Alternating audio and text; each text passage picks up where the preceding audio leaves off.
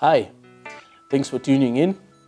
On today's episode, I'm going to be talking about the role of the Land Control Board. Because people ask me all the time, what's a Land Control Board? I'll be sharing a little bit of information about that. You're watching On Land in Kenya, and I'm Solomon Wangwe.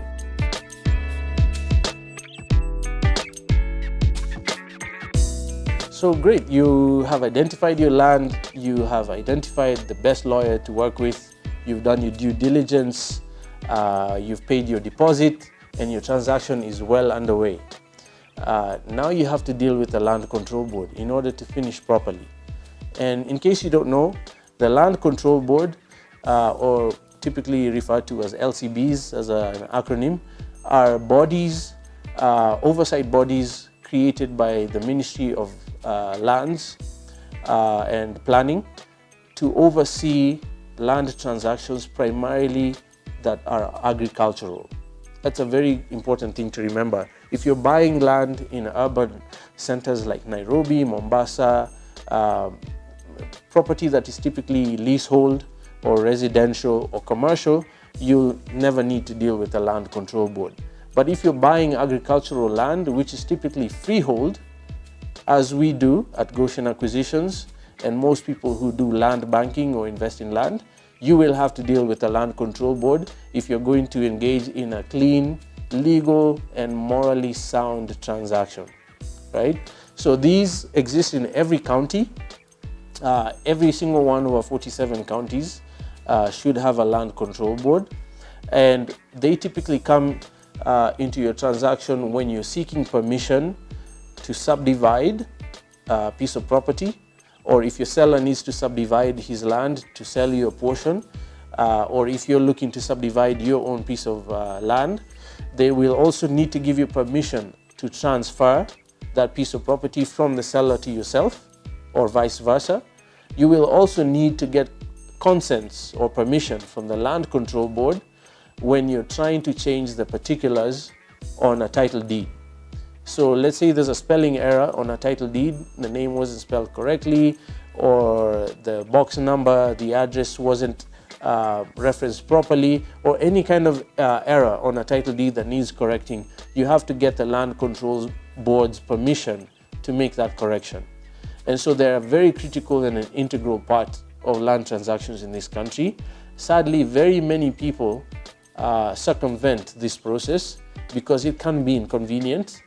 Sometimes it's time-consuming and uncomfortable because you have to present yourself to this grouping of people in the particular jurisdiction that you're buying land and explain your case, and they can either agree to give you the permission that you're seeking, or they can deny it, and that will have major implications in your ability to close the transaction.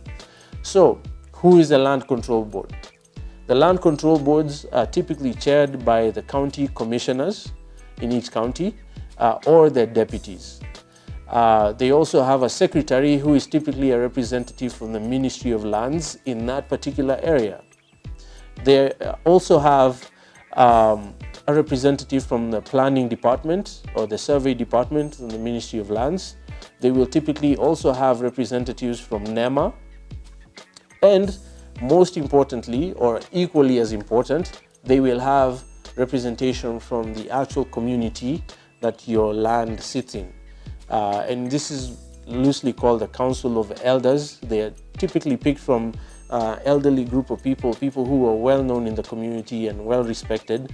And the primary role of the Land Control Board is to control the activities around land, whether it's subdivisions or fragmentation, or transfer from one party to another, and in some cases even amalgamations, when you're trying to join small pieces of land into one giant mass. Sometimes the Land Control Board will need to get involved because these activities can have major implications on the community in which the land sits, right? So that's why Land Control Boards exist. How do they work? Well, most Land Control Boards will meet once a month. In some cases, in some jurisdictions, like in Kajiado recently, since they were reconstituted, will meet twice a month. They usually have a board, an announcement board, where they will have their schedule openly displayed for the general public to know when they will meet in advance. Usually they'll have every date clearly stated for a whole year in advance so that you can plan yourself accordingly. In the next episode, I'll be sharing with you how exactly to engage the Land Control Board. I hope that information helps. If you have any comments or questions, please feel free to reach out to us at goshenacquisitions.com. All our social media platforms are up and running as well. You've been watching Own Land in Kenya, and I'm Solomon Wangwe. Stay tuned for more information on strategic land investment.